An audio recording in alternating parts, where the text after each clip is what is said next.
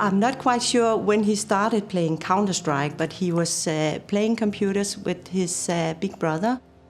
In school, Nikolai was not a top A student. He was more interested in computers. Well, Nikolai started out as a youngster on the Danish Counter-Strike scene, and his passion, I wouldn't say it was there for Counter-Strike right from the beginning, because he was also playing badminton.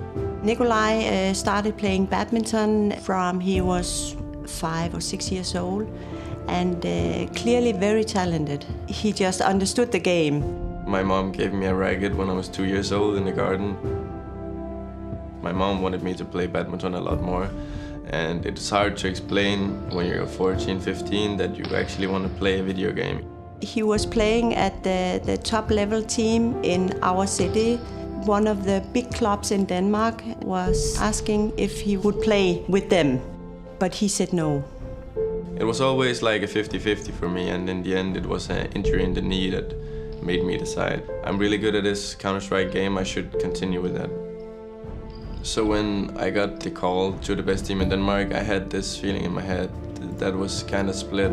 You know, you have this huge talent, and back then it was kind of hard to actually realize what it's worth, like compared to now, because back then the viewership and the prize pools were a lot lower.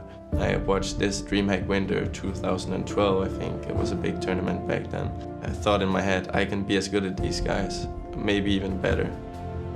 In the beginning, when he was playing a lot, we were being the parents. We were saying, you are playing too much, you have to go outside. I went to my first big LAN event. It was the Europe National Championships, and we actually won that, and it was the first time the Danish media covered it like as news. That's when I realized this is something big.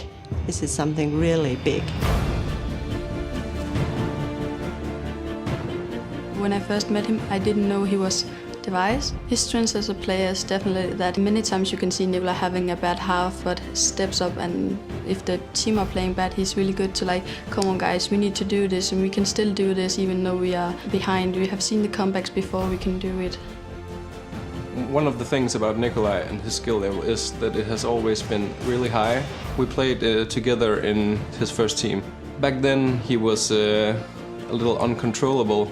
He tended to do his own thing, and I think his skill level today is kind of similar to back then, but the difference is that he has a lot of experience to go along with the talent. He has the whole package, but not until now that he has experience to control it. Device is one of the best players in the world, and he might not consider himself one of the best players in the world, but he is. And when we come to his opponents, they know that you shouldn't take meeting him lightly, because he is as good as he is. Nikolai puts a lot of pressure on himself. He thinks that when people see him as a top player, he wants to perform and wants to live up to what people are thinking about him. If you think too much about it and when you play, it will hurt your confidence and your mentality to be able to perform. I use running to clear my mind. It's something that helps me refocus, and it's basically a part of my training. I think I need to stay fit in both my mind and my body to be able to perform at a high level.